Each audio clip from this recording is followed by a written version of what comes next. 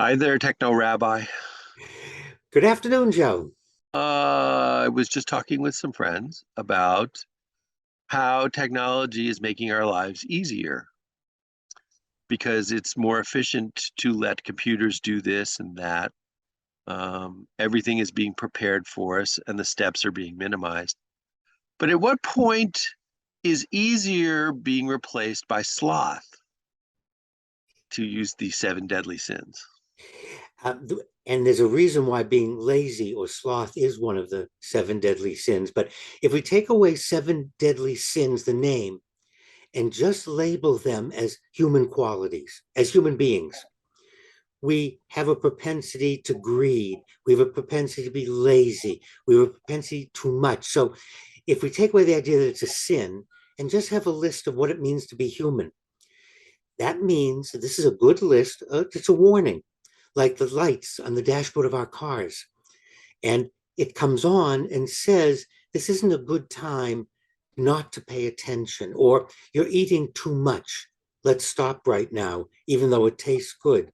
So I think we could use that. Let's take a look at technology and the line between being lazy and being efficient. And I think that's a good model for a lot of things we do is let's not jump at it.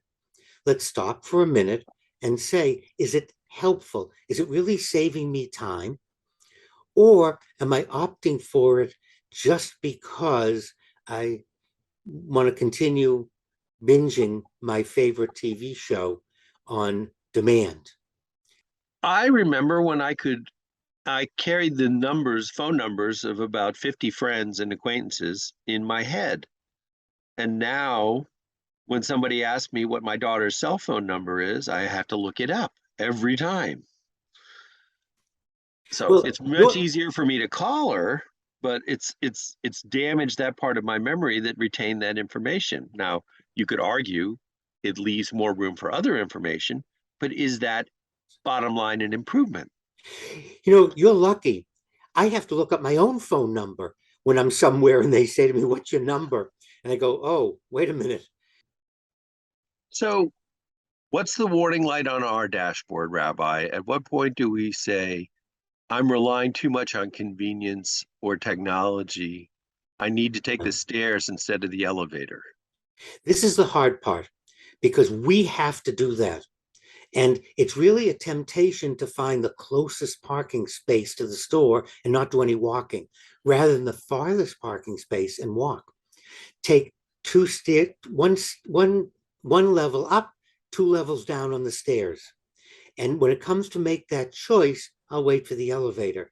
There are many moments when it depends on us. We really have to discipline ourselves to stop for a moment and say, what's in my best interest? What's healthy for me?